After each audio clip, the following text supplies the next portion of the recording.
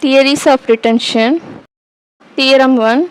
It states that teeth that have been moved tend to return to their former position. That is, even if we move tooth, it always tends to return to the former position.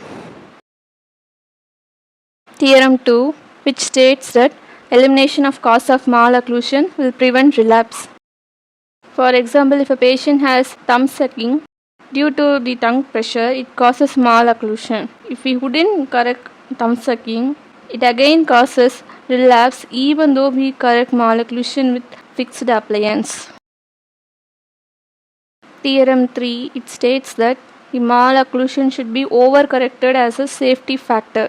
For example, if rotations are overcorrected, it may tend to derotate slightly, but there is no available data to validate this theorem. Theorem 4, which states that proper occlusion is a potent factor in holding teeth in correct position. Theorem 5, bone and adjacent tissues must be allowed time to reorganize around newly positioned teeth.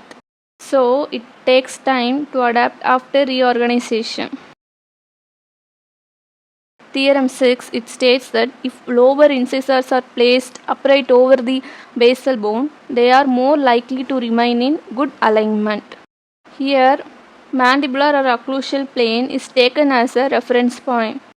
So, the position of lower anteriors must be perpendicular to this plane or even retroclined to achieve proper retention. Theorem 7, it states that corrections carried out during periods of growth are less likely to relapse.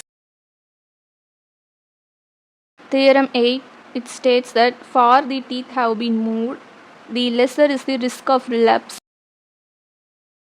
Theorem 9, it states that the arch form, particularly in mandibular arch, cannot be permanently altered by the appliance therapy. If there is any alteration occurs, it may result in relapse. Here, intercanine and intermolar width should be considered as a fixed landmarks according to Macaulay. Theorem 10, it states that treated malocclusions require permanent retaining device.